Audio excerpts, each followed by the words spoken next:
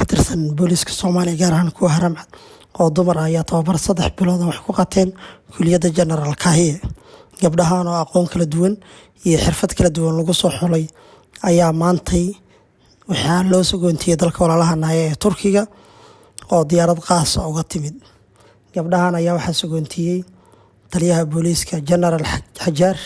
ciidanka booliiska Soomaaliyeed gaar ahaan ciidamada unit-yada sida gaarka u tababaran inaanu maanta ku sagootino geeyada dayuuradaha ee Aadacadda International Airport kooxdii ugu horeysay ambaajkii ugu horeysay oo ah gabdho Soomaaliyeed oo aqoon leh oo waxbartay oo muddo lagu tababarayay dalka gudihiisa inaanu maanta u dirno dalka walaalahanahay ee Turkiga iyagoo soo baran doona aqoon la xiriirta sida ciidamada gaarka ah ay u howlgalaan.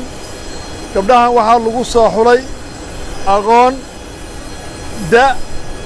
karti iyo dheeraad ay muujiyeen intii ay ku jireen xerada akademiga General Kahiye intay ku jireen. waxaan idin rajaynayaa safar wanaagsan. waxaan Ilaahay uga baryayaa safarka idinkoo soo noqday oo wax u soo bartay dalkiina inaad ku soo noqotaan caasimadda dalka idinkoo tababar ku soo qaadan doona dalka Turkiga ee aanu walaalahanahay. waxaan rabaa halka inaan aad iyo aad uga mahad celiyo macallimiintii safaaradda macallimiintii wax soo bartay.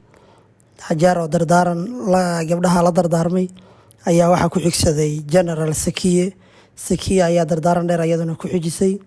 Dardaarankaas ayaa waxaa ka mid ahaa inay qawaaniinta booliiska ilaaliyaan soona bartaan, sidoo kale inay u baahan yihiin gabdhaha dhigooda ah oo walaalahooda oo ku nool dalka Soomaaliya iyo caasimadda dalka Soomaaliya waxaana u soo bartaan gabdhahaas dhibaatooyinka kala duwan qaba oo ku nool dalka Soomaaliya waxna taraan aqoontoodana u faa'iideeyaan dalkooda iyo dadkooda.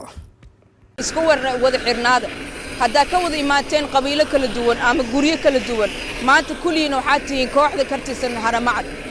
rag idinka horeeyana iyo kuwa niga dambeeyana waxaa tihiin walaalo. laakiin waxa iga fiican oo qalbiga ku dejisanoya gabdhaha ii soo socdo oo garab ii noqon doon. si idinka marka garab idigu noqdo idinka maanta garab ii noqdo qarankana garab u noqdo.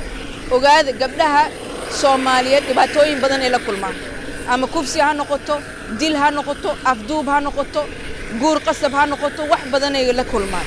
maanta hadday helaan ciidan gaar ah oo gabdho kaliya ka tirsan oo iyaga xuquuqdooda u doodayo gabar walba soo ma ku seexan karto nabad iyo barwaaqo. waxa mas'uuliyadna saaran ogaada maanta waxa u maqantay waa qarankiina iyo ciidankiina iyo hooyo walba iyo gabar walba oo dhibaataysan oo sugayso dadkii badbaadin lahaa. ogaada shaqada ku jirtiina waa shaqo ajar iyo xasanaad niga raacayso waa hadda u niyeysatiin. Cabdi Mahad TV-ga Hogaanshe magaalada Muqdisho.